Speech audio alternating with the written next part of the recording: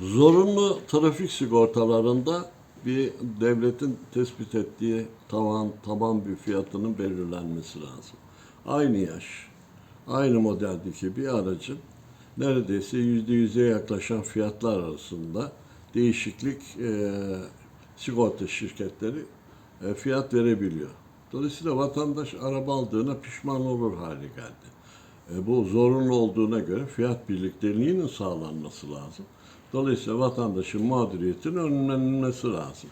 Tabii ki burada kriterlere bakılırsa olduğu bölgede, o şehirdeki riskler göz önüne alındığı zaman tabii ki sigorta şirketleri de biz bundan çok kar edemiyoruz diyorlar ama neden itibariyle bu zorunlu bir trafik sigortası.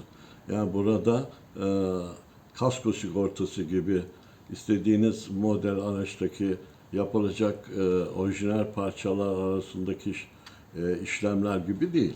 Bu zorunlu. Arabanız garajda da dursa, arabanıza binseniz de binmeseniz de bu sigortanın yapılma zorunluluğu var. Yoksa cezai müeyyideleri var.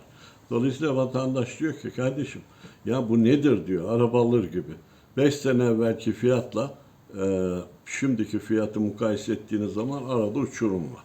Dolayısıyla bu zorunlu trafik sigortalarında biraz önce söylediğim gibi bir norm birliğinin sağlanmasıyla birlikte en azından vatandaşı rahatsız edici boyutlardaki bu fiyat karmaşasının da önlenmesi lazım.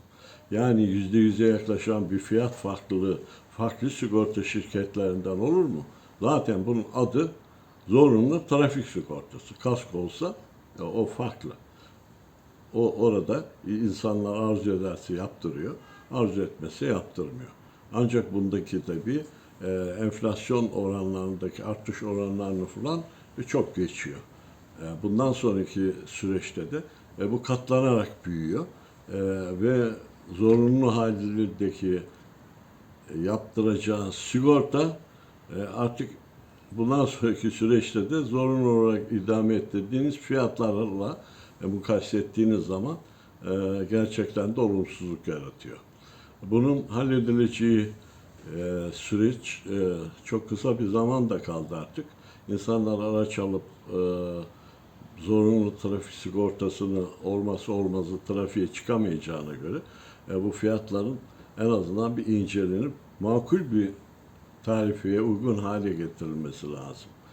Diğer tabii kasko ile yapılan poliçelerde sigorta şirketlerinin yapmış oldukları anlaşmaya göre araçlarındaki neler istediğini, nasıl bir poliçe düzenlenmesini kendi arzu isteklerine göre olduğu için tabii ki tercihlerini o yönde kullanıyorlar. Ama bunun adı üstünde zorunlu trafik sigortası.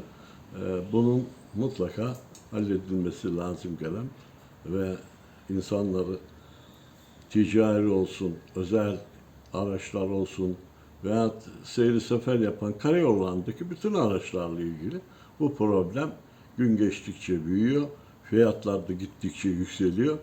Bu arada da insanlar rahatsız oluyor.